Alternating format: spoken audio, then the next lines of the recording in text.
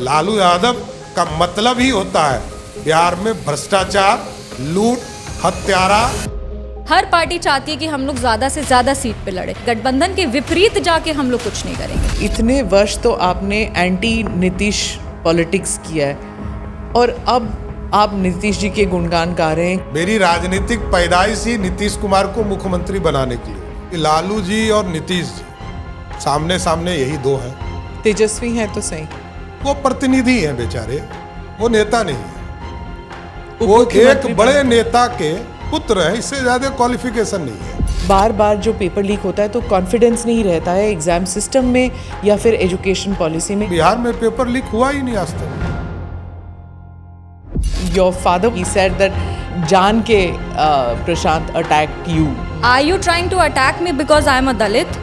Are you trying to attack me because I am a female? आप चाहते हैं बिहार को हम बदल देंगे।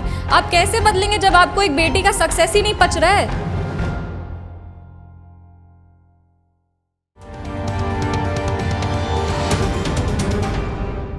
Namaste, Jai Hind. You're watching or listening to another edition of the ANI podcast with Smita Prakash. This episode is being filmed in Patna, Bihar. My guest Samrat Chaudhary, the Deputy Chief Minister of Bihar and handles finance portfolio in the Nitish Kumar cabinet. Senior leader of the Bharatiya Janata Party, he's known for his strong organizational skills and plays a key role in shaping the BJP strategy in the state. Joined by my colleague Suchitra in this episode. सम्राट जी, धन्यवाद आप podcast में आए। जी नमस्कार। मैं बुनियादी सवाल से स्टार्ट करूंगी। बिहार की जनता आपको फिर से वोट क्यों दे?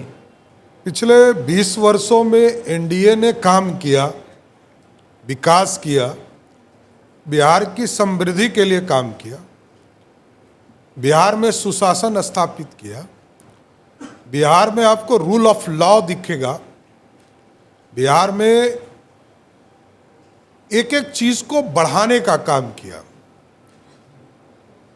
और पिछली कई सरकारों को आपने देखा होगा, 2005 के पहले की सरकार और आज के फर्क बहुत स्पष्ट है। बिहार के इंफ्रास्ट्रक्चर को ठीक करने का काम आदरणीय मुख्यमंत्री नीतीश कुमार जी ने किया। उनका ड्रीम अब सर जमीन पर सारे चीज दिखते हैं। और जिस तरह महिलाओं को बिहार में नीतीश कुमार जी के नेतृत्व में 1,37,00,000 महिलाओं को सीधा रोजगार से जोड़ा, स्वयं सहायता समूह बनाकर, और उनको कुटीर उद्योग के माध्यम से लगभग 60,000 करोड़ रुपये का बिजनेस वो करती हैं, इसलिए वोट देना चाहिए। और क्योंकि जो लोग हैं हमारे सामने वो तो कोई विजन वाले हैं नहीं, क्योंकि लालू जी और नीतीश जी सामने सामने यही दो हैं। तो लालू जी को 15 साल मिला है और तो कोई है ही नहीं, और कोई लड़ाई में भी दिखता नहीं है। तेजस्वी हैं तो सही, वो प्रतिनिधि हैं बेचारे, वो नेता नहीं है। वो एक बड़े नेता के पुत्र हैं, इससे ज्यादा क्वालिफिकेशन नहीं है। हाँ, उनके नाम पर भी वोट नहीं है, वोट तो लालू जी का है। लालू जी आज कह देंगे कि अब तेजस्वी के जगह मीसा भारती है, तो कल से वो हो जाएंगे। तो वो प्रतिनिधि हैं, राजा के प्रतिनिधि हैं। और इसलिए मैंने कहा प्रतिनिधि हैं कि पहले राबड़ी देवी जी प्रतिनिधि थी और सबको हराया है हम लोगों ने। स्वयं लालू जी को एनडीए ने 8 बार हराया है, और श्री तेजस्वी यादव जी को भी जब लालू जी ने प्रतिनिधि माना, उनको भी 3 चुनाव में लगातार हराने का काम एनडीए ने किया है, बिहार की जनता के आशीर्वाद से। इसलिए बिहार ये जानता है कि किसको वोट देना चाहिए। पिछले चुनाव में बहुत ही कम मेजॉरिटी से आपकी पार्टी जीती थी, आपका जो अलायंस जीता था। तो इस बार आप कितने कॉन्फिडेंट हैं कि you will better the numbers? देखिए, पिछले चुनाव में हमारे गठबंधन के अंदर पूरी एकता नहीं थी, और इस बार पूर्ण रूप से हम पांचों दल एक साथ नीतीश कुमार जी के नेतृत्व में चुनाव में जा रहे हैं। पहला फेज में वोट का डिवीजन हुआ, और इस बार कोई डिवीजन नहीं होना है, एकदम माइंड भी क्लियर है, गठबंधन भी क्लियर है, वोटर भी क्लियर है। नीतीश कुमार जी ने काम किया है, इसलिए वोट मांगने जनता के बीच में जाएंगे। मुख्यमंत्री नीतीश नीतीश कुमार होंगे 5 साल के लिए, वो ही बनेंगे। नहीं, नीतीश जनता का जनमत। और आप याद कीजिए 2020 में नीतीश कुमार जी ने रिफ्यूज किया था मुख्यमंत्री बनने से, क्योंकि नरेंद्र मोदी जी ने चुनाव के पहले ये कहा था कि हमारे मुख्यमंत्री नीतीश कुमार होंगे। उनके रिफ्यूज करने का कोई मतलब ही नहीं बनता जब 8-9 बारी, पता नहीं कितनी बारी तो वो शपथ ले चुके हैं। तो नीतीश जी का रिफ्यूज करना जो क्या काम करने वाला होगा, जो बिहार के विकास के लिए काम करता हो, उसको सब दिन भाजपा ने बढ़ाने का काम किया।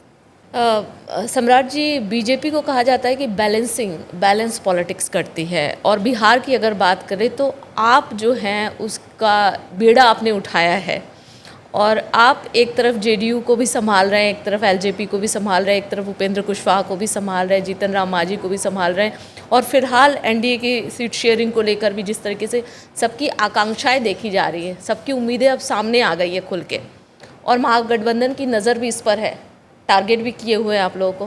किस तरीके से इन पूरी चीज़ों को संभाल रहे, क्योंकि अब चुनावी देखिए, हम तो 6-5 पार्टियों के साथ जा रहे हैं, और हमारे सामने वाली पार्टी 6 पार्टी के साथ लड़ रही है। तो गठबंधन में पार्टियां हैं, इसमें कहीं दो मत नहीं। लोकसभा भी हमने पूरा कंफर्टेबल गठबंधन बनाकर हम चुनाव लड़े, और ये मेरा दायित्व है। पार्टी ने जब विधायक दल का नेता बनाया है और कोऑर्डिनेशन का जिम्मे दिया है, तो सबके बीच में स्वाभाविक है संबंध अच्छे रहे, और सबकी ज़रूरत है। बिहार एक सोशलिस्ट स्टेट है, बिहार प्रगतिशील स्टेट बना है। एक कटोरा लेके खड़ा राज्य रहता था, गरीब राज था, उसको नीतीश कुमार के नेतृत्व में बिहार बदलता हुआ बिहार है।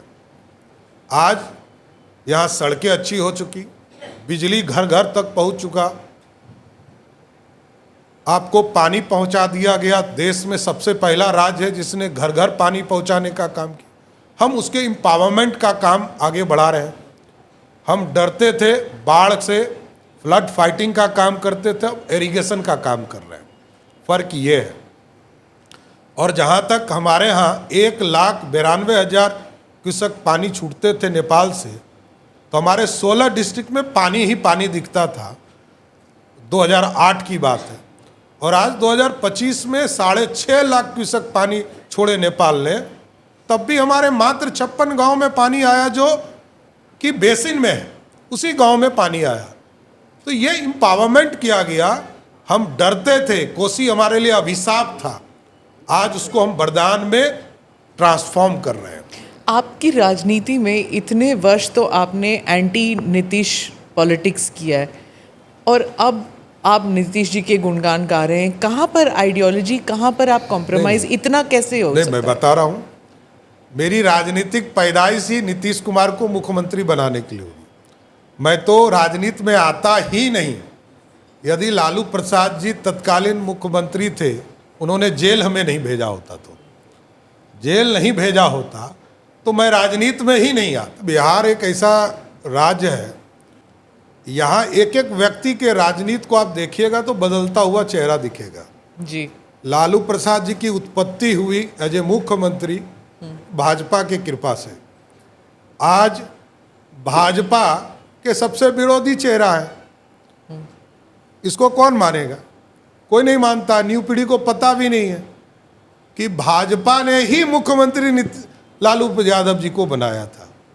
यदि अपने 32 एमएलए का समर्थन नहीं दिया होता तो लालू जी मुख्यमंत्री ही नहीं बने होते, भजन कीर्तन करते रहते।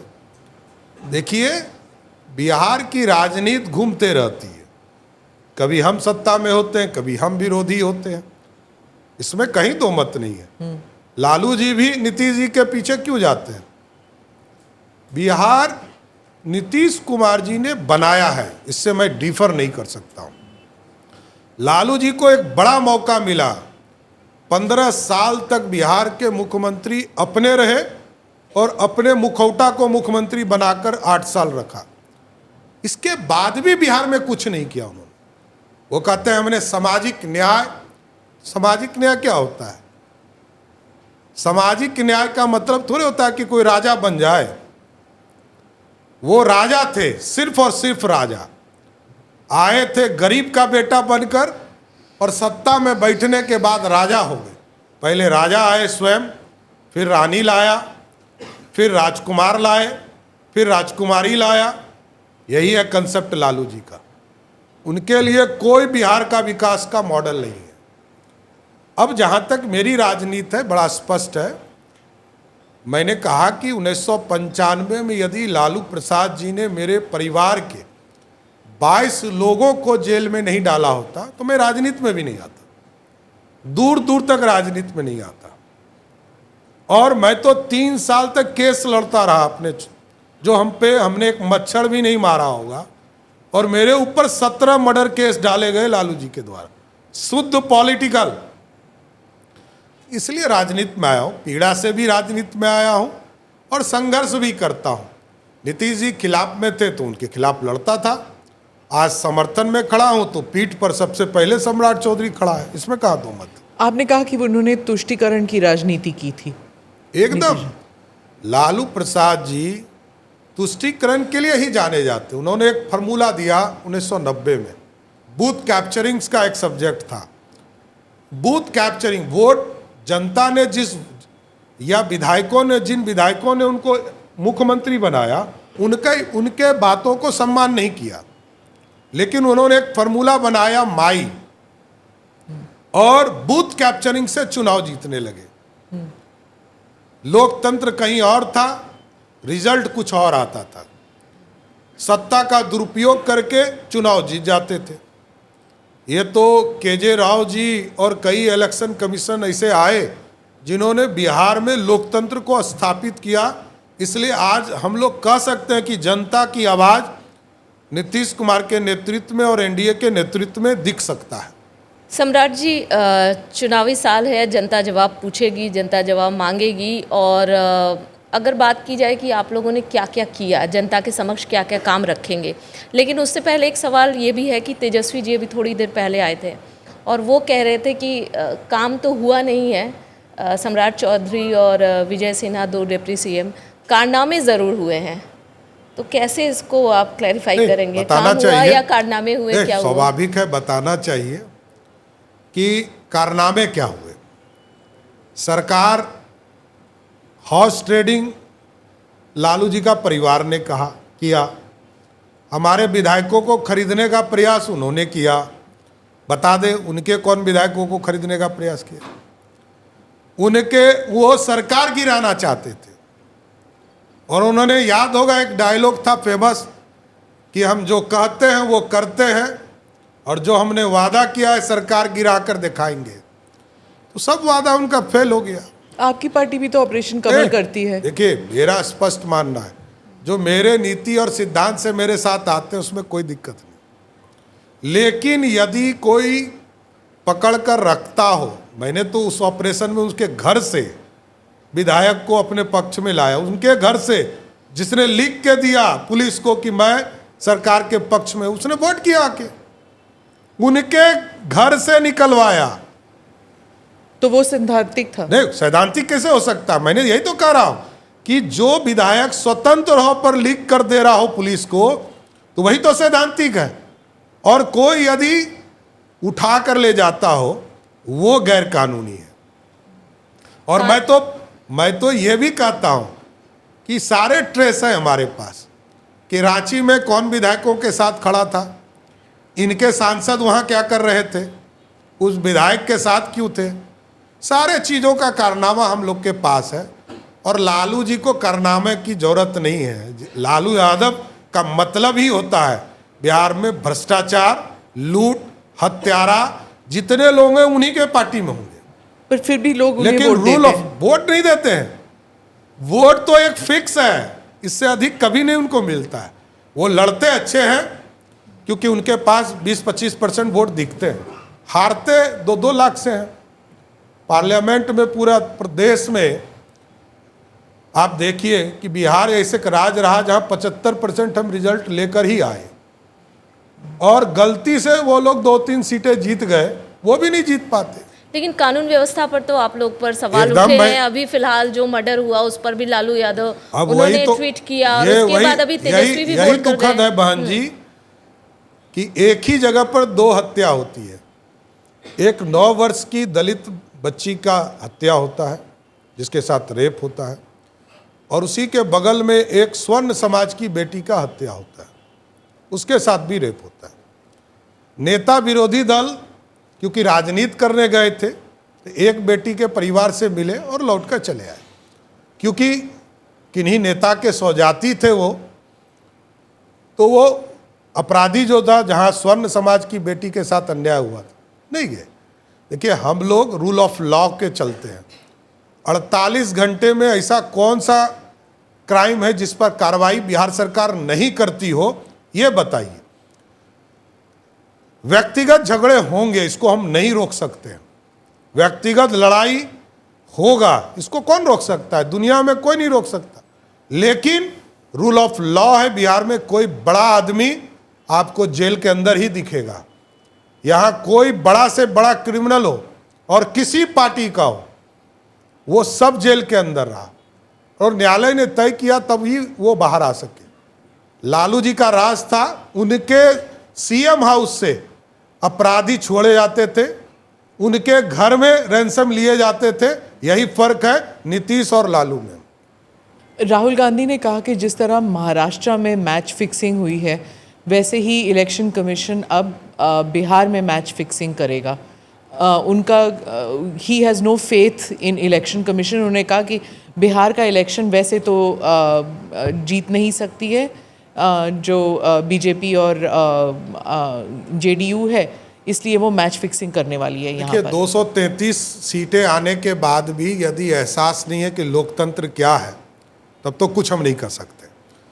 कि उस गठबंधन को 233 सीटें आई और उसके बाद भी लोकतंत्र पर भरोसा नहीं है, अब तो कुछ नहीं कर सकते। पहले इसका तो इलाज ही करा सकते हैं। इसका उपाय क्या है? जिस व्यक्ति को यह लगता हो कि मेरे बाप, मेरे दादा, मेरी दादी का ही राज चलेगा, उसका क्या इलाज है? कुछ नहीं हो सकता। यहाँ भी वही स्थिति है। दूसरे को नहीं देखना है, अपने को देखना है। मैं ही हूँ सब कुछ, मैं ही कानून हूँ। इसका कुछ उपाय नहीं है। सम्राट जी, ये कहा जा रहा है कि नीतीश कुमार जी का उनका स्वास्थ्य अच्छा नहीं रहता है और बोझा उनको संज्ञा दी जाती है कि बोझा ढोया जा रहा है। आगे कौन ये बोझा ढोएगा? इस कौन तरह की बोला? बातें अभी तेजस्वी जी भी बोल कर गए कि इस बैगेज को कौन आगे कैरी करेगा। एक सवाल ये भी है और दूसरा ये कि इतनी लंबी फेहरिस्त है, एक बड़ी कार्यकर्ताओं की आप लोगों की बीजेपी की खुद की पार्टी है। आखिर बीजेपी में से कोई मुख्यमंत्री चेहरा क्यों नहीं बन सकता है? क्या कभी सोचा आप लोगों देखिए, ने? भारतीय जनता पार्टी ने, पहले मैं बोझा का सवाल का जवाब दे देता हूँ। विरोधी दल के नेता को बोझा ही मुख्यमंत्री लगता है। किसी भी देश के किसी कोने में आप चले जाइए, राहुल गांधी जी को मोदी जी बोझा लग रहे हैं, तेजस्वी जी को नीतीश जी बोझा लग रहे हैं, क्योंकि बेचारा सत्ता में नहीं बैठ पा रहे हैं ना। सत्ता का हिस्सेदारी चाहिए। यह लोकतंत्र है, जिसको जिताएगा वो मुख्यमंत्री होगा। नीतीश कुमार जी एसेट है, मेरा स्पष्ट मानना है। हम विरोधी दल के नेता भी थे तो नीतीश जी को एसेट ही मानते थे और आज भी मानते हैं। नीतीश जी ने इकलौते मुख्यमंत्री हैं श्री बाबू के बाद जिसने बिहार के लिए काम किया। बिहार में सड़कें आपको दिखेगी तो नीतीश जी का मॉडल है। बापू टावर दिखेगा तो नीतीश जी का मॉडल है। बापू सभागार जाके देखिएगा तो आपको हिंदुस्तान का सबसे बड़ा सभागार मिलेगा, वो नीतीश मॉडल है। बिहार में सुशासन है, नीतीश मॉडल है। यहाँ हम सीधा इनकाउंटर नहीं करते, लेकिन वो गोली चलाता है तो ज़रूर उसको जवाब देते हैं। लेकिन यहाँ गोली नहीं चलाई जाती, यहाँ कार्रवाई की जाती, स्पीडी ट्रायल करके जेल में डालते।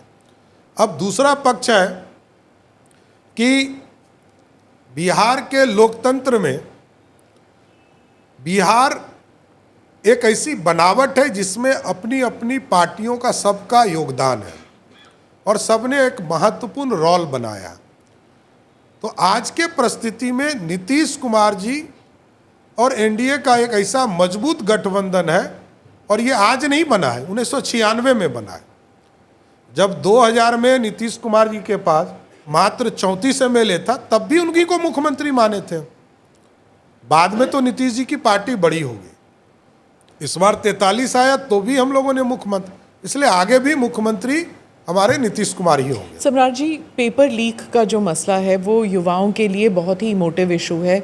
बार बार जो पेपर लीक होता है तो कॉन्फिडेंस नहीं रहता है एग्ज़ाम सिस्टम में या फिर एजुकेशन पॉलिसी में। इसे रोकने के लिए आपकी सरकार क्या कर सकती है? सबसे मिराकल है कि बिहार में पेपर लीक हुआ ही नहीं आज तक। हाँ, एक बता दीजिए उदाहरण। यही तो कंफ्यूजन फैलाया जाता है, भ्रम फैलाया जाता है, हमारे बच्चों को गुमराह किया जाता है। एक जगह की घटना है, एक बापू परीक्षा सभागार है हमारे यहाँ, वहां पर 7 मिनट लेट से प्रश्न पत्र मिले। एक पूरे टावर का मामला है, कोई उससे बाहर को कोई लेना देना नहीं। प्रश्न पत्र लीक का मतलब होता है कि प्रश्न जो है बाहर चलाया हो, कुछ नहीं आया, किसी रिपोर्ट ने नहीं दिया। हमने बच्चों को हम कहते रहे कि हमको कोई रिपोर्ट तो दिखाओ, जानकारी तो दो। देखिए स्पष्ट है, क्योंकि मैंने कहा कि राष्ट्रीय जनता दल के पास 20-25% वोट है, वो सिर्फ भ्रम फैलाती, इससे ज़्यादा कुछ नहीं। जनता जानती है नीतीश के सुशासन में इतने लोगों को भर्ती करने का काम किया गया, एक लोग भ्रष्टाचार के माध्यम से नौकरी में नहीं आया। लालू यादव ने तो जमीन लिखवा लिया, जमीन के साथ साथ जमीन जो आदमी लिखवाता हो वो जनता के साथ क्या न्याय करेगा, बच्चों के साथ क्या न्याय करेगा? ये सब लुटेरे हैं, ये लूटने के लिए जाल बिछा रहे हैं। बिहार का भलाई लालू प्रसाद का परिवार नहीं कर सकता, ये गारंटी है, लिख के दे सकता हूं। किसको लुटेरा कह रहे हैं आप? लालू प्रसाद जी को। अरे पंजीकृत अपराधी हैं, बिहार के चारा को चुराने वाला तो चोर ही कहलाएगा ना। आज उनका जन्मदिन है, बधाई देता हूं, लेकिन वो तो चोर है ना भाई। पॉलिटिकल चोर को जिसको अपराधी घोषित कर दिया कोर्ट ने, न्यायालय ही हमारे लिए सर्वोच्च है, सुप्रीम कोर्ट तक ने जिनको चोर घोषित कर दिया, अब क्या कह सकता हूं मैं? आप लालू जी को चोर कहते हैं, दूसरी तरफ राहुल गांधी ने चौकीदार चोर है आपकी पार्टी के लिए प्रूफ कहा। कहाँ किया? और दूसरा उन्होंने कहा नहीं, कि कहा ना, सरेंडर नहीं, नरेंद्र सरेंडर, दो चीजें उन्होंने कहा। मैंने कहा कि एक प्रूफ लाइए, किसी न्यायालय ने कहा हो, नरेंद्र मोदी के खिलाफ एक न्यायालय ने कहा हो। इस देश में न्यायालय से चलता है देश, सरकार चलाती है, कानून व्यवस्था खड़ा करना है, न्यायालय तय करती है कि अपराधी कौन होगा। अपराधी पंजीकृत है। आज तलवार से काट रहे हैं केक, तो जो आदमी तलवार से केक काट रहा है कल सत्ता में आ जाएगा तो 47 चलाएगा। यही फर्क है। नीतीश कुमार एक शिष्टाचार वाले मुख्यमंत्री रहे और 20 साल तक सुशासन देकर बिहार को स्थापित किया। और जहां तक सरेंडर की बात करते हैं, इस देश ने देखा है, जो व्यक्ति सिर्फ तुष्टीकरण करके प्रधानमंत्री बनता हो जिसका परिवार, वो परिवार क्या बताएगा। और जब 93,000 फोर्स नील डाउन कर गए थे, तब कौन सरेंडर किया था? श्रीमती गांधी सरेंडर की थी कि लाल बहादुर शास्त्री सरेंडर किए थे? यह स्पष्ट है, पूरा देश जानता है। आज मोदी जी के नेतृत्व में भारत की इकोनॉमी बढ़ रही है। आज हम दुनिया के सबसे चौथे स्थान पर आकर इकोनॉमी खड़ा करने वाले राष्ट्र हैं। तो हम आर्थिक स्थिति को बढ़ा रहे हैं और इन लोग को दिखता नहीं, तो हम क्या कर सकते हैं? राहुल गांधी जी हो कि तेजस्वी यादव हो, दोनों की स्थिति सेम है। एक देश का विरोधी दल का नेता, एक बिहार का है, और दोनों की लेगेसी है और कुछ नहीं है। बिहार में प्रशांत किशोर के लिए जगह है? देखिए, मेहनत करना चाहिए, मेहनत कर रहे हैं, आगे करें। नौजवान है, अभी आए हैं राजनीति में 1 साल पहले, तो मेहनत करना चाहिए, जानना चाहिए बिहार की जनता क्या चाहती है। आपकी बी टीम है क्या? नहीं, मैं तो 30 साल से काम कर रहा हूँ और वो अभी आए हैं, उनको काम करना चाहिए, जनता के नब्ज समझना चाहिए, जनता क्या चाहती है। बिहार की जनता को किस तरीके का आश्वासन देंगे, क्योंकि वही बात है कि अब बस समय बहुत कम बचा हुआ है। क्या अगर दो सवाल 2 जवाब में दे सके 2 लाइन में कि हाँ ये हमने किया और इस आधार पर जनता हमें वोट देगी? देखिए, अभी कैसे तक कॉन्फिडेंस हमें देता है बिहार एकदम की जनता? बिहार के इंफ्रास्ट्रक्चर को ठीक एनडीए की सरकार ने किया। रोड, सड़क, बिजली, पानी, और जिस प्रदेश में एयर ट्रैफिक में मात्र 2,47,000 लोग उड़ते थे, हवाई यात्रा करते थे, आज बिहार में लगभग 70 लाख लोग हवाई यात्रा कर रहे हैं। और जो हम लोगों ने अभी पूर्ण रूप से व्यवस्था खड़ा किया है, अगले साल से बिहार जैसे राज्य में 2 करोड़ लोग हवाई यात्रा कर पाएंगे। हमने रोड ट्रैफिक ठीक किया, एयर ट्रैफिक ठीक कर रहे हैं, वाटर ट्रांसपोर्टेशन को ठीक कर रहे हैं, और जल मार्ग जो हमारा है, और इसके साथ रेलवे ट्रैफिक, ये सारे चीज़ों को व्यवस्थित किया जा रहा है। बिहार एक ऐसा राज्य है जिसके 38 ज़िले हैं, जिसमें 36 ज़िले में हम रेलवे कनेक्टिविटी को बढ़ा चुके हैं। 2 ज़िले को और चिन्हित करके उसको भी अगले 1 साल में पूरा करेंगे। लेकिन इसके बावजूद मेरा ये मानना है, क्योंकि जब तक लालू जी का डर रहेगा, जैसे होता नहीं है, फिल्म है शोले, गब्बर सिंह जब तक जिंदा रहेगा, स्वाभाविक है, भगवान करे कि वो जिंदा रहे, राजनीतिक तौर पर जब तक रहेंगे तब तक बिहार के लिए नुकसान है। गब्बर सिंह जब तक बिहार की राजनीति में है तब तक इंडस्ट्री बिहार में आने में दिक्कत होगी। जयवीरू कौन है फिर? जयवीरू तो नीतीश जी और भाजपा है। भाजपा का क्या मतलब है? कोई तो होगा ना। आपकी पार्टी में एक भी चेहरा नहीं है नहीं, जिसे चेहरा आप... देखिए, हमारे यहाँ लोकतांत्रिक पार्टी है। आज मैं नेता हूँ, कल विजय सिन्हा जी थे, उसके पहले तारकिशोर जी थे, उसके पहले सुशील मोदी जी थे। ये पार्टी नेतृत्व के गैलेक्सी ऑफ लीडरशिप पर काम करती है, एक पर काम नहीं करती। नरेंद्र मोदी जी थे, आज हैं, इसके पहले लाल कृष्ण आडवाणी जी थे, उसके पहले अटल बिहारी वाजपेयी जी थे। ये आपने स्वयं देखा है, ये भारतीय जनता पार्टी है, वन मैन पार्टी नहीं है। यहाँ राष्ट्रीय अध्यक्ष तय नहीं होते, यहाँ पता भी नहीं है कौन राष्ट्रीय अध्यक्ष होगा।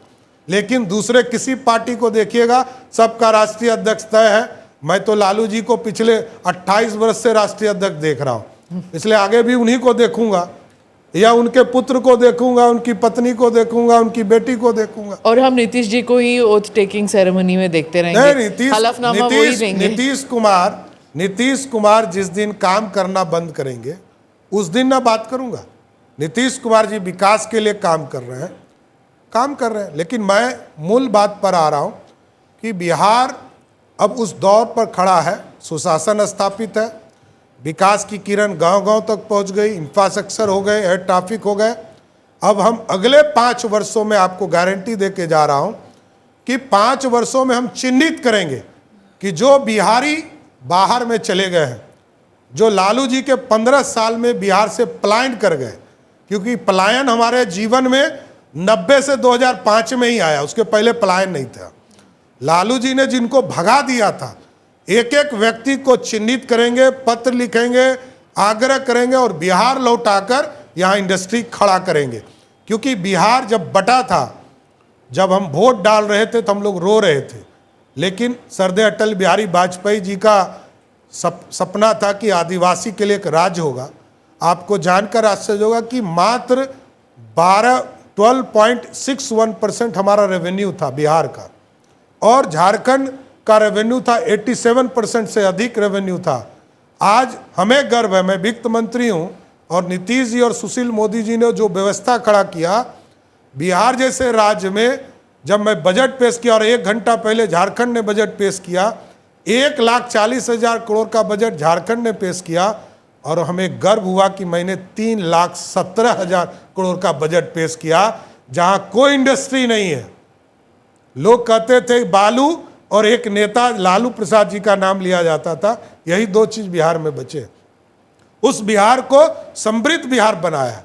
आज बिहार में सब चीज मिल सकता है, आपको एक एक फैसिलिटी मिल रहा है। तो ये एनडीए सरकार की देन है, और ये लालू प्रसाद जी जो 15 साल राज किए, इन्होंने ही पलायन शब्द को बिहार में लाया, जिससे कि सब लोग डर के भागने का काम किया।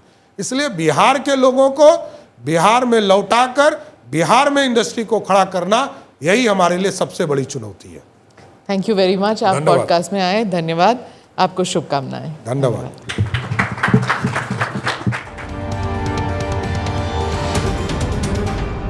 My guest, Shambhavi Chaudhary from the Lok Janshakti Party.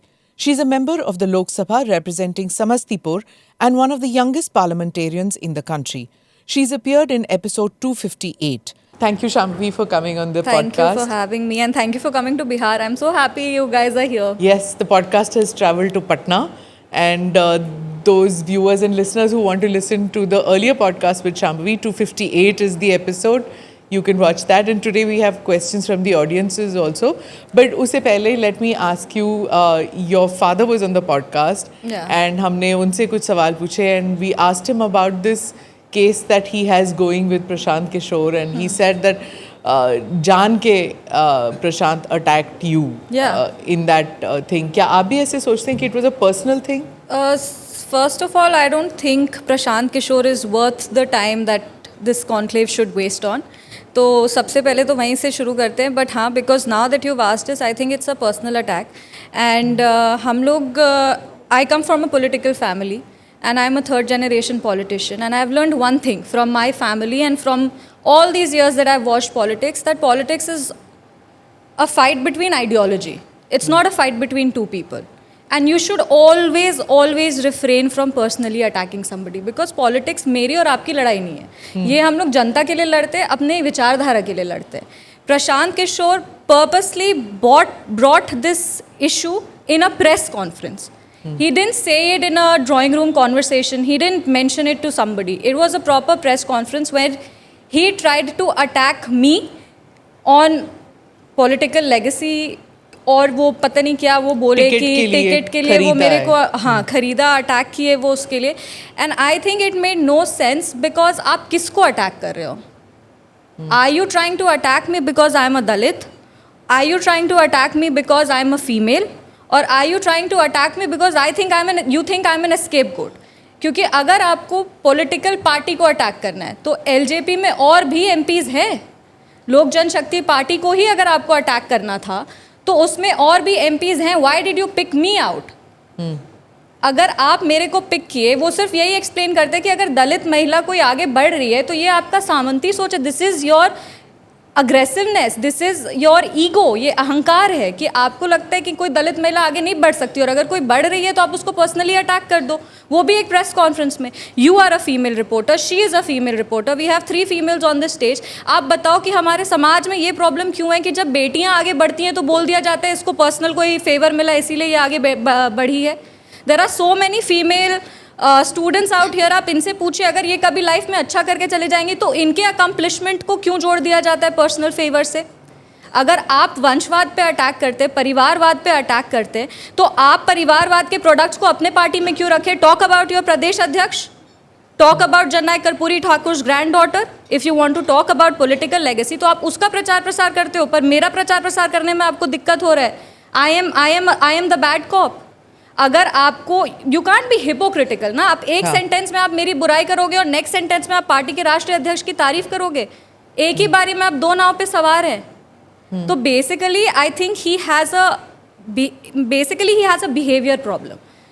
He can not distinguish कि हाँ पब्लिक में क्या बोलना है और पब्लिक में क्या नहीं बोलना है, राजनीति में कितना आपको किस तरह का अटैक करना है. कि पर्सनल अटैक से कुछ नहीं. टॉक अबाउट फैक्ट्स, हम लोग लड़ेंगे ना.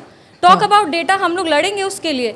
पर ये कह देना कि अरे उसको तो टिकट खरीद के बना दिया गया, क्यों? एक बेटी के ही अकम्पलिशमेंट को ये समाज क्वेश्चन करता है. आप सामंती हैं इसीलिए, आप अहंकारी हैं इसीलिए, आप पेट्रियार्कल हैं इसीलिए, पितृसत्ता वाली आप सोच रखते हैं इसीलिए. आप चाहते हैं बिहार को हम बदल देंगे. आप कैसे बदलेंगे जब आपको एक बेटी का सक्सेस ही नहीं पच रहा है? एक महिला आगे बढ़ रही है, आपको ये बात डाइजेस्ट ही नहीं हो रहा है, तो आप क्या बिहार बदलेंगे? आप जो बात कर रहे हैं कि हम, और दूसरी चीज़, मेरे दादाजी को इंदिरा गांधी जी ने कहा था कि पॉलिटिक्स में 3 P सबसे ज़रूरी होता है. वो दादाजी मेरे पिताजी को सिखा के गए और वो पिताजी मेरे को सिखाए. And the 3 P's are, first is your presence. Presence in politics is very important. Second is patience. You have to wait patiently for your time. हर चीज़ हड़बड़ा के नहीं होता, आराम से रहो, सब कुछ समय से होता है. और तीसरा जो सबसे इम्पॉर्टेंट चीज़ वो कहे, we are in the business of perception. So politeness is very important. You have to be polite to everybody because you are talking to other humans. उनके पास भी इमोशंस है, वो भी सोच रहे हैं, वो भी कर रहे हैं. तो ये इम्पोलाइट होके, घमंडी होके, अहंकारी होके, ये मेरे को नहीं जस्टिफाई करेगा, ये कभी भी मेरे को नहीं एक्सप्लेन करेगा. This is explaining what he is as a person. राजनीति में कहाँ आप ये 3 Ps देख रही हैं आजकल? इस ज़माने में इंदिरा गांधी के टाइम में शायद हो, लेकिन इस ज़माने में कहाँ पे आप ये 3 Ps देख रहे हैं? I honestly think कि presence is still very much important. People are fighting for a space to be present. And he is present, right? He is sitting in Bihar, unlike your party leader, जो he is spending a lot of time in Delhi. No, it is said. I think जहाँ तक प्रशांत किशोर जी की बात है, तो वो अपना negative presence बना रहे हैं. प्रेजेंस का ये मतलब नहीं कि अब हम प्रेजेंट हो गए तो अब हम कुछ भी कर देंगे फॉर पब्लिसिटी. प्रेजेंस का मतलब है कि आपका सकारात्मक प्रेजेंस हो ना, कुछ पॉजिटिव डायरेक्शन में आपका प्रेजेंस हो. पर लोगों के बीच है ना, चिराग तो नहीं है. He's hardly there. ऐसा नहीं है. वो हमारे राष्ट्रीय अध्यक्ष जी अभी भी वो आरा में रैली करके गए हैं. He is very much present. जहाँ भी जब भी कोई आइडियोलॉजिकल वॉर होता है या फिर कहीं भी अगर प्रेजेंस इंपॉर्टेंट होता है, he is very much here. वो अभी केंद्र के मंत्री हैं, उनका अपना मंत्रालय का काम है, वो पार्टी के राष्ट्रीय अध्यक्ष भी हैं, पार्टी के एक्सपेंशन के लिए हम लोग का प्लान्स है. तो ऑब्वियसली उतना टाइम नहीं है कि हाँ वो अब एक जगह यहाँ पे बैठे रहें. Prashant Kishor is politically irrelevant. उसके पास बहुत टाइम है. he can just sit. He has no other job and it's fine for him to sit in wherever he wants. But our party's president, I think he has got a lot of hard work to do and he's continuously working to change the perception of Bihar, which I think is a good idea. Shambhavi, आपके राष्ट्रीय अध्यक्ष चिराग पासवान के अभी हालिया एक बयान से अभी बिहार की राजनीति में एक नया मोड़ आ गया है, एक प्रश्न उठ गया है और ये कहा जा रहा है कि एनडीए में सब कुछ ठीक नहीं है. सीट शेयरिंग को लेकर बहुत सारे सवाल उठ रहे हैं क्योंकि उन्होंने खुद कहा है कि मैं सभी सीटों से लड़ रहा हूँ. हालांकि उनका रिप्लाई बहुत क्लैरिफाई नहीं है. आप कैसे देखती हैं, क्योंकि इसको लेकर बहुत सारे सवाल उठ रहे हैं, आप इसको कैसे जस्टिफाई करेंगे? नहीं, उसी भाषण में उन्होंने कहा कि हम 243 सीट पे लड़ेंगे, पर उन्होंने ये भी कहा कि हम बिहार के लिए लड़ेंगे और हम गठबंधन को मजबूत करेंगे. बहुत कन्वीनियंटली जो बाद के 2-3 लाइन से उसको कट कर दिया गया और बार बार 243 सीट पे लड़ेंगे उसको प्ले किया जा रहा है. पर in the very same, because I was also present there and I heard him give the whole speech, और उसमें उन्होंने क्लियरली कहा है कि हम लोग 243 सीट पे लड़ेंगे और गठबंधन को हम लोग मजबूत करेंगे. वो हमारे पार्टी के राष्ट्रीय अध्यक्ष हैं, लोक जनशक्ति पार्टी के राष्ट्रीय अध्यक्ष हैं, और कहीं भी ये गलत नहीं है कि आप अपने संगठन को मजबूत करना चाहते हैं. ऐसा कौन सा दल है जो आज अपने संगठन को मजबूत करने के लिए नहीं काम कर रहा है? हर पार्टी चाहती है कि हम लोग ज़्यादा से ज़्यादा सीट पे लड़े. हर पार्टी चाहती है कि हम लोग का संगठन और मजबूत हो. एज अ कार्यकर्ता of Lok Janshakti party, as a member of parliament of Lok Janshakti party, of course हम चाहेंगे कि मेरी पार्टी सबसे ज़्यादा सीट पे लड़े. बट हैविंग सेड दैट, हम लोग ये भी जानते हैं कि गठबंधन के तहत जो फैसले होते हैं वो अलग तरीके से होते हैं. वो आपको सबको साथ लेके चलना है, और हमारे राष्ट्रीय अध्यक्ष जी ने खुद ही कहा था कि नहीं, हम लोग गठबंधन को ही मजबूत करेंगे और गठबंधन के तहत रह के, गठबंधन के विपरीत जाके हम लोग कुछ नहीं करेंगे. अपनी पार्टी को मजबूत करना है, हम लोग को हर सीट पे अपना प्रेजेंस दिखाना है, लेकिन हाँ, हम लोग को गठबंधन के लिए अपना प्रेजेंस दिखाना है. आप दलित लीडर हैं. राहुल गांधी का स्टेटमेंट आया था और तेजस्वी भी कहते हैं कि जुडिशरी में और प्राइवेट सेक्टर में आरक्षण की ज़रूरत है. What do you have to say for that? Of course I am in support of it. क्योंकि ये इसलिए नहीं क्योंकि राहुल गांधी जी ने और तेजस्वी यादव जी ने कहा है, क्योंकि बोलते तो वो बहुत कुछ है, करते कुछ नहीं है. उनके टाइम में ये सब क्यों नहीं बोला? उनका भी तो टाइम था, उस टाइम पे भी तो वो ये सारी बातें बोल सकते थे. पर हाँ, जातीय जनगणना अगर एनडीए की सरकार ने कराई है तो वो भी सिर्फ और सिर्फ इस उद्देश्य से कि सोशल जस्टिस हो सके, इक्वालिटी एस्टैब्लिश हो सके. एन्यूमरेशन का जो भी टास्क होता है, जो भी एन्यूमरेशन अकाउंटिंग के लिए क्वांटिटेटिव जब आप डेटा कलेक्ट करते हैं, तो वो आप सिर्फ और सिर्फ इस उद्देश्य से करते हैं कि सामाजिक न्याय को आप स्थापित कर सकें. तो डेफिनेटली जातीय जनगणना is a step in the positive direction. और उसमें ये जुडिशरी, हमारे पार्टी के राष्ट्रीय अध्यक्ष जी ने खुद पार्लियामेंट में ये बात उठाई थी कि जुडिशरी में भी रिजर्वेशन होना चाहिए, और हम लोग हमेशा उसके पक्षधर हैं. तो क्या ये इस चुनाव में ये वास्तविक तौर पर क्या ये मुद्दा बन सकता है? देखिए, ये राजनीति का मुद्दा नहीं है, ये तो आपके सोशल वेलफेयर का मुद्दा है ना. बन जाता है ना, जैसे कॉन्स्टिट्यूशन खतरे में है, ये this is also a very vague Constitution- concept है, पर 2024 में ये मुद्दा बन गया था, तो ये भी मुद्दा बन सकता है। मुद्दा तो किसी चीज़ को भी बना सकते हैं आप। मुद्दा आप किसी भी चीज़ को, विपक्ष को नॉर्मली ऐसी चीज़ों का मुद्दा बनाने का शौक है, जैसे कॉन्स्टिट्यूशन, ये एक रूमर, एक अफवाह ही फैली थी, जबकि हम लोग लगातार कॉन्स्टिट्यूशन को और मजबूत करने का, जो कॉन्स्टिट्यूशन के आइडियल्स हैं उसको संविधान के जो दायरे में, संविधान के जो प्रावधान है उसको और मजबूत करने का अगर कोई काम कर रहा है तो वो एनडीए की सरकार ने एनडीए की सरकार करी। हमने संसद में भी जब डिबेट ऑन कॉन्स्टिट्यूशन था तो हम लोग बहुत क्लियरली ये मैसेज सेंड आउट किए थे कि कांग्रेस की सरकार ने कैसे कॉन्स्टिट्यूशन का उल्लंघन बार बार किया।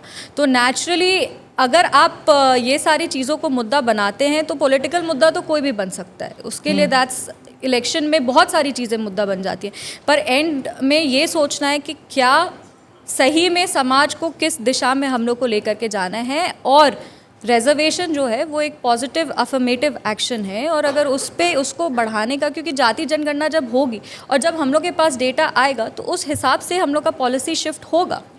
बिहार में जो चुनाव होंगे वो ऑपरेशन सिंदूर के बाद पहला चुनाव होगा। इसमें राहुल गांधी और कांग्रेस पार्टी जो है वो ज़रूर ऑपरेशन सिंदूर को उठाएगी और नरेंद्र सरेंडर वाला जो उनका स्लोगन है उसको ज़रूर उठाएगी। क्या Narendra surrender will it take the same route as चौकीदार चोर है, या फिर बिहार में वो रेजोनेट करेगा कि भारत ने बहुत जल्दी युद्ध विराम किया था? नहीं, ये बिहार में ज़रूर दिखेगा कि भारत ने करारा जवाब दिया है आतंकवाद के खिलाफ, क्योंकि हम लोग सबको याद है कि मुंबई अटैक्स के बाद भारत का, कांग्रेस की जब सरकार थी तो उन्होंने भारत के तरफ से कोई एक बंदूक तक नहीं उठा था, और आज भारत ने करारा जवाब पाकिस्तान को दिया है और पूरे देश को एक संदेश दिया है कि टेरर और टॉक साथ में नहीं हो सकता, टेरर और ट्रेड साथ में नहीं हो सकता, विकास की नदी और खून की नदी साथ में नहीं बह सकती।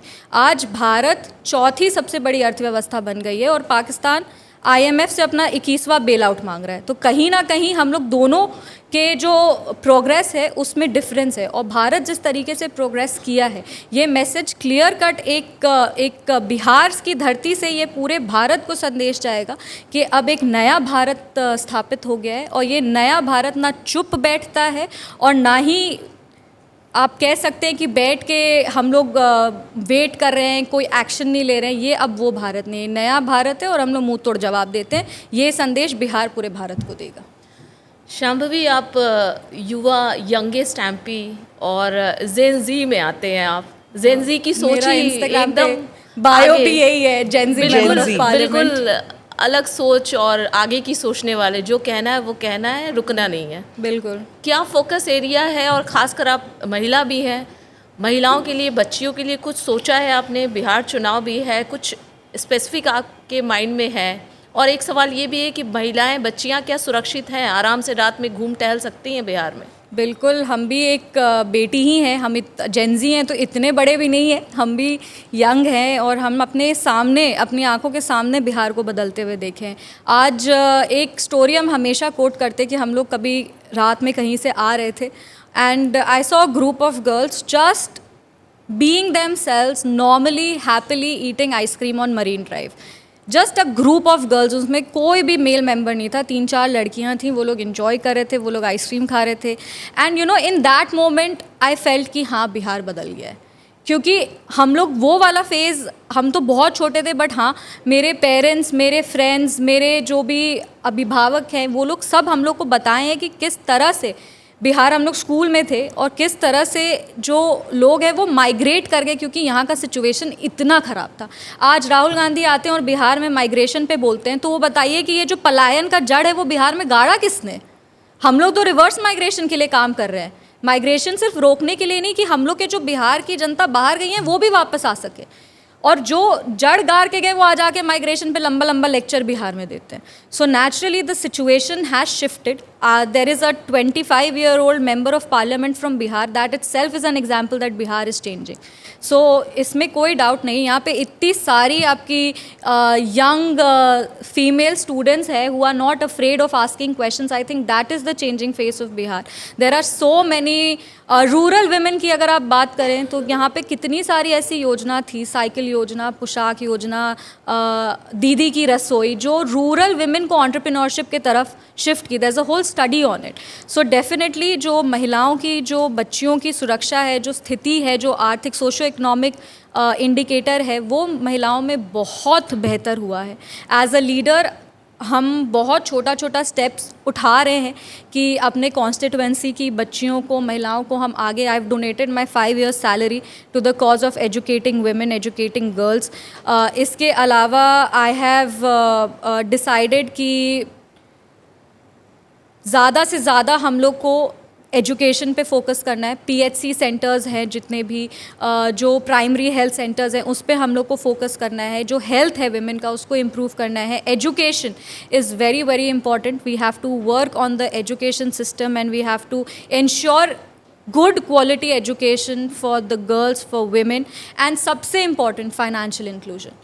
We have to do something to financially educate girls, to financially educate rural women, क्योंकि ये कोई भी कितना भी डिनाई करे, financial independence is very important. ये सशक्त महिलाओं को मतलब सशक्त फील कराने में फाइनेंशियल इंडिपेंडेंस एक बहुत इंपॉर्टेंट रोल प्ले करता है और ये हमको भी फील होता है. तो अगर as somebody who belongs to the city, who has grown up in a city like Patna, तो अगर मेरे को इतना एम्पावर्ड अगर फाइनेंशियल इंडिपेंडेंस फील करा सकता है, तो जो महिलाएं हमारी गांव में हैं उनको कितना एम्पावर्ड फील करा सकता होगा. और जैसे दीदी की रसोई की हमने बात की, तो उसमें भी यही था कि कैसे महिलाएं अब आर्थिक रूप से सशक्त हो गई हैं और that has contributed to the well being of the entire family. तो ये अब वो cooking is a basic skill, हर महिला को कुकिंग करने आता है. बट बिहार एक ऐसा पॉलिसी डिज़ाइन किया जहाँ पे इस कुकिंग को एंटरप्रेन्योरशिप से जोड़ा गया. So you know you have to educate these womens की ये विमेन की ये सारी चीज़ें हैं जिस पे आप पॉलिसी डिज़ाइन करके उनको आप सशक्त कर सकते हो, उनको आप एम्पावर कर सकते हो, उनको आप एजुकेट कर सकते हो और आप उनको आगे लेके चल सकते हैं. I'll go to the audience. Can I have some girls asking questions? Yes. Have you ever faced stereotype as woman leader in politics, and how you faced it, and what message you give to young girls as me for that we have a strong power like you? So sweet. Thank you, Sara, for your question. Yes, as a woman, I have faced a lot of stereotypes. हम हमेशा कहते हैं कि यहाँ तक पहुँचने के लिए हम चुनाव नहीं लड़े, हम पहले पेट्रियार्की से लड़े, मिसोजिनिस्ट से लड़े, उस थॉट से लड़े कि हम क्यों और कोई और क्यों नहीं, और फिर जाके हम चुनाव लड़े. तो वहाँ तक का रास्ता ही पूरा लड़ते लड़ते वहाँ तक हम लोग पहुँचे. हैविंग सेड दैट, आज भी ऐसे कई प्रश्न हैं जो हमसे पूछे जाते हैं. बहुत सारे लोग पूछते हैं कि अब आप राजनीति में आ गई हैं तो आपका घर कौन संभालेगा, ये क्वेश्चन हमसे पूछा जाता है. So my father has 3 daughters and we are 3 sisters. तो मेरे से हमेशा ये पूछा जाता है कि क्या आप राजनीति आपको इसलिए करने को मिला क्योंकि आपका कोई भाई नहीं था. So that's also a patriarchal question.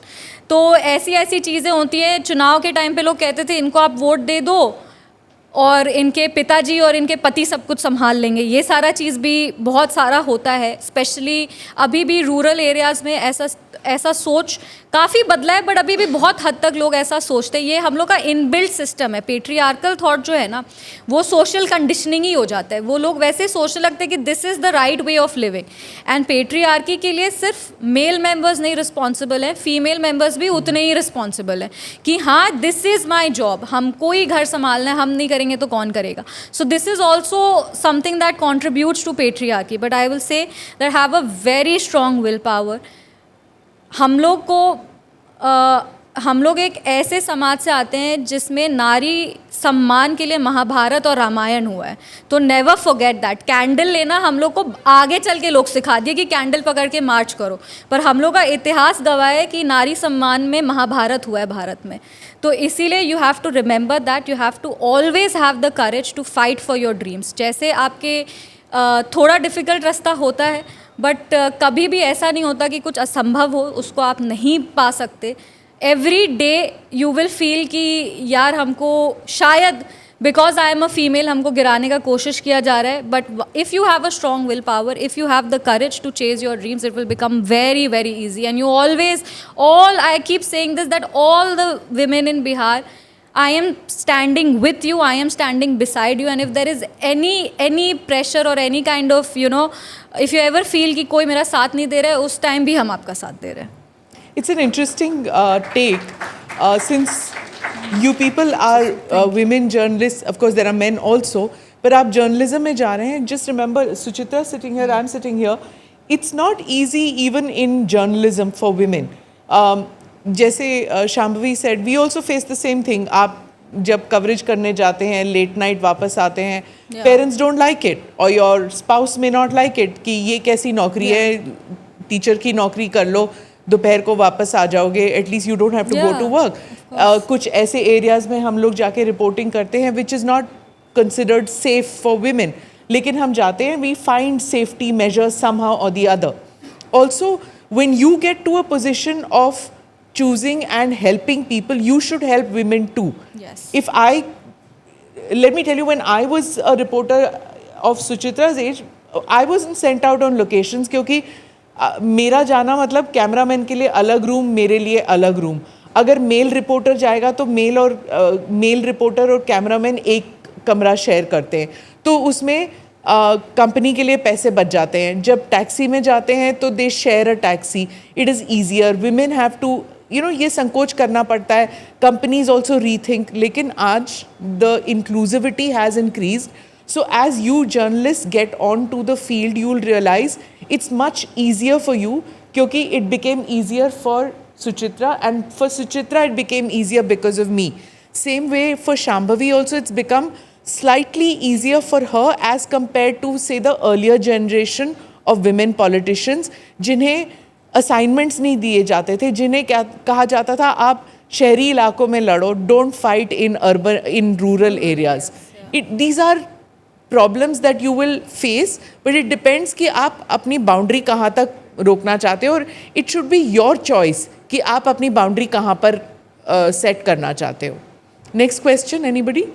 मेरा क्वेश्चन आपसे ये है कि अपकमिंग बिहार इलेक्शन में महिलाओं को राजनीतिक भूमिका को बढ़ाने के लिए आप क्या प्रयास कर रही हैं? Thank you for your question. हम लोग की सरकार ने नारी शक्ति वंदन अधिनियम का बिल वो लोग लेके आए हैं, और उसमें 33% आरक्षण महिलाओं के लिए एज इलेक्टेड रिप्रेजेंटेटिव सुनिश्चित करने का काम किया जा रहा है. हम लोग, आई एम वेरी होपफुल कि आने वाले विधानसभा चुनाव में ज़्यादा से ज़्यादा जो टिकट्स है वो महिलाओं को, बिकॉज ऑब्वियसली इसका इम्पैक्ट बिहार विधानसभा चुनाव में देखने को ज़रूर मिलेगा. विमेन लीडरशिप भी from the last I think 5-10 years women leadership भी बहुत ज़्यादा प्रोग्रेस किया है. पॉलिटिक्स में आई थिंक बहुत बार ऐसा भी होता है कि महिलाओं को नहीं इनकरेज किया जाता है आने के लिए, बिकॉज बहुत ही it's not a 9 to 5 job. इसमें बहुत सारे जगह जाना पड़ता है, बहुत कंफर्टेबल सेटिंग नहीं होता है. It's a public job. आप हमेशा पब्लिक के बीच में रहते हैं, तो कहीं ना कहीं हम खुद भी ये फील किए हैं कि महिलाएं कहीं ना कहीं बैक स्टेप ले लेती हैं. वो लोग संगठन और ये सब के साथ तो बहुत काम करती हैं, पर जब टिकट का बात आता है तो कहीं ना कहीं उनके संकोच रहता है. फैमिली प्रेशर भी रहता है कि अब कहाँ जाना है. That way I was very lucky that I was born in to a very progressive family. I got married in to a very progressive family as well. So वो मेरे साथ था. बट हाँ, जैसा कि स्मिता मैम ने कहा कि अब मतलब now I will make it easier for the next set of women to come in politics. तो डेफिनेटली हम लोग इसके लिए काम, अपनी पार्टी में लोक जनशक्ति पार्टी की अगर हम लोग बात करें तो वो एक लौती ऐसी पार्टी है जो 5 में से 2 सीटें महिलाओं को दी. अगर आप प्रपोर्शन भी लेंगे तो दैट इज़ 40%. तो ऐसे ही हर पार्टी को, हर पॉलिटिकल पार्टी को आई थिंक सुनिश्चित करना चाहिए कि उनका कुछ परसेंटेज ऑफ टिकट्स महिलाओं को ही देना है, ताकि विमेन लीडरशिप को और केटर हम लोग कर सकें, और देन वो ये प्रोफेशन भी धीरे धीरे और इंक्लूसिव होते जाएगा. जैसे now if I am a member of parliament from Samastipur, I will ensure कि ज़्यादा से ज़्यादा महिलाएं मेरे साथ काम करें, ज़्यादा से ज़्यादा महिलाएं संगठन में आगे चले. तो ये स्टेप जैसे हम ले रहे हैं, वैसे और भी जितने विमेन इलेक्टेड रिप्रेजेंटेटिव्स हैं उनको लेना चाहिए. अपने पार्टी में जब चुनाव का टाइम आएगा तो ये बात मजबूती से रखना और इंश्योर करना कि ज़्यादा से ज़्यादा महिलाएँ जीत करके हमारा प्रतिनिधित्व करें, ये सुनिश्चित करना. आई think that is how a good plan. It makes a lot of difference. See, for example, Suchitra does Parliament beat. तो पार्लियामेंट में रिपोर्टिंग करती हैं, तो because we have several women reporters also, पहले in my time what used to happen was जब women parliamentarians निकलती थी ना, तो हार्ड पॉलिटिकल सवाल नहीं पूछते थे उनसे, जैसे मिलिट्री इश्यूज पे नहीं पूछा, ऑपरेशन सिंदूर पे विमेन पॉलिटिशियन से सवाल नहीं पूछा जाता था। जब मुंबई टेरर अटैक हुआ या उससे पहले कारगिल का या जो भी था, nobody used to ask questions on tough political questions. Gas के चूल्हे का दाम बढ़ गया, इसके ऐसे सवाल पूछे जाते थे। बट अब because we have women reporters, more women reporters doing parliament beat, इसकी वजह से same questions are asked to men and to women. She'll come to you and ask you the same question as she'll probably go and ask, you know, a Piyush Goyal, or she'll ask a Nitin Gadkari or anybody else, or she'll ask a Jaya Bachchan. It's the same question which she'll ask all of you. So I think because we have more women in the workforce, this is the reason that you get a more diverse viewpoint. Any other question? मेरा सवाल आपसे ये है कि आजकल अक्सर सुना जा रहा है कि चिराग पासवान को बिहार का फेस बताया जा रहा है, उनके लिए नारे भी लगते हैं। क्या आपको लगता है कि वो बिहार के मुख्यमंत्री के लिए एक बेहतर और योग्य विकल्प हो सकते हैं? अलायंस पार्टी जेडीयू है और मुख्यमंत्री नीतीश कुमार है, ऐसे में चिराग पासवान को कहाँ देख रही है, क्योंकि वो अब बिहार विधानसभा चुनाव लड़ने की घोषणा कर चुके हैं? बहुत बहुत धन्यवाद आपके प्रश्न के लिए। और जहाँ तक रही बात हमारे राष्ट्रीय अध्यक्ष और भारत सरकार के केंद्र मंत्री श्री चिराग पासवान जी की, तो उन्होंने ये कहा है कि हाँ, हम विधानसभा का चुनाव लड़ना चाहते हैं और उसके लिए हर पार्टी ये एक पार्टी का निर्णय होता है और हर पार्टी जिसको भी विधानसभा चुनाव में फील्ड करना चाहे वो उनको फील्ड कर सकती है। हमारे राष्ट्रीय अध्यक्ष जी ने अपने आप को इस लोकसभा चुनाव में डेफिनेटली अपने आप को प्रूव किया है, क्योंकि उनकी पार्टी उनसे छीन ली गई थी, उनका अस्तित्व उनसे छीन लिया गया था, उनके पास उनकी पार्टी में एकमात्र वो खुद एक सांसद थे, लेकिन उन्होंने अपने मेहनत से, अपने योग्यता से, अपने पॉलिटिकल इंटेलिजेंस से उन्होंने ये सुनिश्चित किया कि एक सांसद की पार्टी को 5 सांसद मिले। तो डेफिनेटली उनका पॉलिटिकल एक्यूमेन कितना है उसमें तो कोई डाउट नहीं है।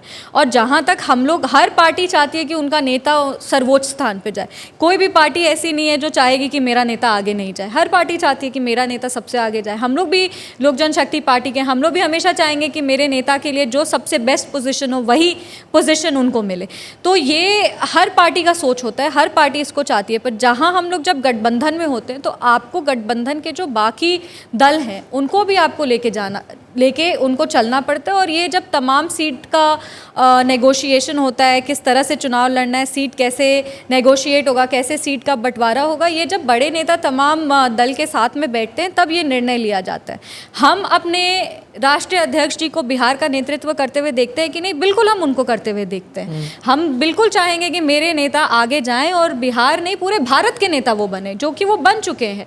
पर हाँ, वो एक विकल्प है कि नहीं, ये चीज़ गठबंधन के तहत डिसाइड होगी। उनको कभी भी हम लोग ये नहीं चाहेंगे कि वो कोई एक ऐसा निर्णय लें, वो कोई ऐसा एक, और उन्होंने भी ये खुद कहा है कि हम बिहार विधानसभा का चुनाव लड़ना चाहते हैं, पर सीएम के लिए अभी हम नहीं, सीएम की कुर्सी खाली नहीं है, ये हम उन सीएम का सीट कंटेस्ट नहीं, मतलब वहाँ पे कोई कंपटीशन नहीं है, ये उन्होंने क्लियरली खुद कहा है। पर जहाँ तक रही बात कि वो बिहार का नेतृत्व कर सकते कि नहीं, वो बिल्कुल सक्षम है बिहार का नेतृत्व करने के लिए। पर वो इस बार करेंगे कि नहीं, ये पार्टी, ये हमारे राष्ट्रीय अध्यक्ष, और राष्ट्रीय अध्यक्ष जी ने भी कहा है कि वो उनकी संसदीय बोर्ड जो है वो इस पर अंतिम निर्णय लेगी। शांभवी, सभी पिता, सभी फादर की तरह आपके फादर ने भी आपको अच्छी एजुकेशन दी, संस्कार दिए, और यही वजह है कि डेफिनेटली आज आप इस पोजीशन में हैं, इतने यंग एज में एक एमपी बनी। लेकिन आप पर जिस तरीके के आरोप लगे, आपके फादर पर आरोप लगे कि टिकट खरीदा गया और इस तरीके के जो नैरेटिव एक सेट, आपको लगता है ये एक नैरेटिव सेट हो रहा है प्रशांत किशोर की तरफ से, और इसका खामियाजा आने वाले इलेक्शन में आपकी पार्टी को होगा?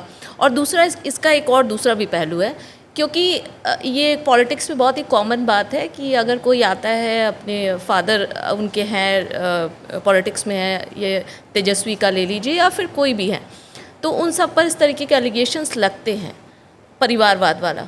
तो ये दोनों में आपके क्या व्यूज़ है, क्या कहना चाहेंगे इस पर? सबसे पहले तो आई सेड कि Prashant Kishor for me is politically irrelevant. तो वो क्या कहते हैं, वो नैरेटिव सेट होगा कि नहीं, दैट इज़ बियॉन्ड क्वेश्चन, क्योंकि ये नैरेटिव सेट होने, मतलब इसमें कुछ नैरेटिव सेट होने का बात ही नहीं है। ये उनका एक पर्सनल थॉट है, ये वो एक अपने दिमाग में ये पता नहीं कैसे वो सोचे और वो जाके एक प्रेस कॉन्फ्रेंस में उसको बोल दिए, उसका कोई आधार नहीं है। हम तो ये भी कह रहे हैं कि आप यही साबित कर दीजिए कि मेरे पिताजी का मेरे राष्ट्रीय अध्यक्ष जी से चुनाव के पहले बात हुआ, क्योंकि हम ऑन रिकॉर्ड कहें कि मेरे पिताजी का कोई रोल था ही नहीं टिकट में। मेरे पति सायन कुणाल चिराग पासवान जी के बहुत अच्छे दोस्त थे, बड़े भाई की भूमिका में वो हमेशा से रहे हैं। और जब हमने ये फैसला लिया कि हाँ लोकसभा का चुनाव लड़ना है, तो Sayan was the one who went and pursued a ticket for me. It was not my father and I have said that a million times. But ये उनका कुछ ये सोच लिए कि ये ऐसे हुआ, या उनको कोई अपने ड्राइंग रूम, पता नहीं वो किन टाइप के कार्यकर्ताओं के साथ रहते हैं कि उनको वो लोग ये सब इन्फॉर्मेशन फीड करते हैं। फिर उसके बाद I think it was a very irresponsible and irradical behaviour to make a personal comment on somebody at a press conference and that to a woman, because I think वो हमेशा, जैसा हमने कहा, बिहार बदलने की बात करते हैं, पर जब बिहार बदलता है तो ये उनको पच नहीं रहा है कि अगर कोई दलित महिला आगे जा रही है, आप आरोप किसी पे आप लगा रहे हैं। Coming back to my point कि आप ये आरोप किसी पे भी लगा सकते थे ना, आप किसी को भी, किसी के लिए भी बोल सकते थे, लेकिन क्योंकि आपको मेरे को अटैक करना था, यू थॉट कि एक दलित महिला को अटैक करना सबसे आसान है, तो आपने उसको अटैक कर दिया। ये अटैक आपकी करने की किसी और की हिम्मत ही नहीं हुई, आप में उतना हिम्मत ही नहीं था कि आप किसी और को अटैक करते। आपको लगा कि ये एक ईजी अटैक है, हम इसी को अटैक कर देते। आप क्यों किए, व्हाट वाज योर बेसिस, ये हम लोग पूछ रहे हैं। नैरेटिव तो ये चुनाव में कुछ नहीं सेट होगा, पर हाँ मेरे फादर एक लड़ाई लड़ रहे हैं, मेरे लिए नहीं, हर बिहार की बेटी के लिए जिसके कैपेबिलिटी को क्वेश्चन किया जाता है। वो इसीलिए नहीं लड़ रहे कि प्रशांत किशोर शांभवी चौधरी को टारगेट किया, वो इसीलिए लड़ रहे कि आगे चल के जब कोई बेटी कुछ अपने दम पे हासिल करे तो उसको कोई और क्वेश्चन करने वाला पब्लिकली नहीं हो। क्यों ऐसा होता है कि हमारी समाज की बेटी को ही क्वेश्चन किया जाता है? क्यों ऐसा होता है कि जब बेटियां आगे बढ़ती है तो उसको तुरंत पर्सनल फेवर से जोड़ दिया जाता है? तो डेफिनेटली एक थॉट प्रोसेस का, जब परिवारवाद और वंशवाद पे वो अटैक कर रहे हैं, तो वो पहले बताएं कि उनके अध्यक्ष का क्या क्वालिफिकेशन है, उनका खुद का क्या क्वालिफिकेशन है। आप जननायक कर्पूरी ठाकुर जी की पोती को अपना पार्टी ज्वाइन कराए और वो प्रचार प्रसार किए, वो परिवारवाद नहीं है। पर अगर हम सामान्य दलित परिवार से आके चुनाव लड़के चुनाव जीतते हैं तो ये आपके लिए परिवारवाद है। आप किसको क्वेश्चन कर रहे हैं? समस्तीपुर की जनता को आप क्वेश्चन कर रहे हैं। आई am an elected representative of Samastipur Lok Sabha, हम चुनाव लड़ के जीत के वहाँ पे गए हैं, और आप आज इसको क्वेश्चन कर रहे हैं, तो आप पॉलिटिकल इंटेलिजेंस समस्तीपुर की जनता का आप क्वेश्चन कर रहे हैं। हम एक मेंबर ऑफ पार्लियामेंट है, आप जो संसदीय पद है आप उसकी गरिमा को ठेस पहुँचा रहे बस अपने अहंकार में। आप ये कह दे रहे कि हाँ कोई भी अब चुनाव टिकट खरीद के आजकल कोई भी एमपी बन सकता है, आप ये करके संसदीय पद की गरिमा को आप ठेस पहुँचा रहे हैं। इसमें आप अपने आप को, अपने बिहेवियर को और आप अपने थॉट प्रोसेस को आप एक्सपोज किए हैं। मेरा कुछ इसमें नहीं बिगड़ा है, पर ये ज़रूर ये बताता है कि आपकी क्या सोच है राजनीति को लेके, और आप अपने आने वाली पीढ़ी के लिए कैसी राजनीति छोड़ के जाना चाह रहे हैं। ये मेरे संस्कार नहीं है। मेरे पिताजी ने, मेरे दादाजी ने, मेरे ससुर जी ने हमको ऐसे संस्कार नहीं दिए कि हम पब्लिकली किसी पे पर्सनल अटैक करें अपने पॉलिटिकल प्रिविलेज के लिए। हम लोग डेटा पे काउंटर कर सकते हैं, हम लोग फैक्ट्स पे काउंटर कर सकते हैं, पर इस तरीके से किसी को ह्यूमिलिएट करना, ये, और स्पेशली एक दलित महिला को, बिल्कुल ही गलत है। और ये हमारे संस्कार नहीं है। अब उनके वो क्या सोचते हैं और वो ऐसा क्यों किए, उस पर तो वो बेटर आई थिंक आंसर दे पाएंगे। बट डेफिनेटली ये पूरे बिहार के लिए एक मैसेज है कि ये सारे जो बाहर से लोग आते हैं, सामंती सोच रखते हैं, और जिस तरह से ईगोइस्टिक ये पॉलिटिक्स एस्टैब्लिश करना चाह रहे हैं, नकारात्मक सोच वाली पॉलिटिक्स, ऐसा हम लोग प्रोग्रेसिव पॉलिटिक्स करने वाले लोग हैं। हम लोग चाहते हैं कि हम लोग की राजनीति में बिहार आगे बढ़े, बिहार की जनता आगे बढ़े, बिहार की बेटियां आगे बढ़े, बिहार के किसान आगे बढ़े, बिहार के मजदूर आगे बढ़े। पर ये वो लोग हैं जो बाहर से आते हैं और अपने आप को कहते हैं कि हम बिहार बदल देंगे, पर बदलाव से बहुत डरते हैं। आप प्रशांत किशोर को भी बाहर वाला कह रहे हैं, और राहुल गांधी को आपने अतिथि भी बोला हुआ है कि वो अतिथि की तरह आते हैं बिहार में। और अतिथि देवो भव, बिहार अतिथि देवो भव का संस्कार है। हम लोग हमेशा अतिथि का स्वागत करते हैं। वो विपक्ष के नेता हैं, विपक्ष से हम लोग डरते नहीं हैं। वो जितनी बार आना चाहे वो आ सकते हैं। पर हाँ ये बात तो सच है कि हमेशा कांग्रेस की सरकार ने हमेशा बिहार के साथ सौतेला व्यवहार किया है, इसमें कोई डाउट नहीं है। On that note, thank you so much for coming on the podcast again and speaking to us. Thank you. Thank you very much. Thank All you the for best. having me. Thank you so Thank much. you. Thank you for watching or listening to this edition of the ANI podcast with Smita Prakash. Do like or subscribe on whichever channel you have seen this or heard this. Namaste. Jai Hind.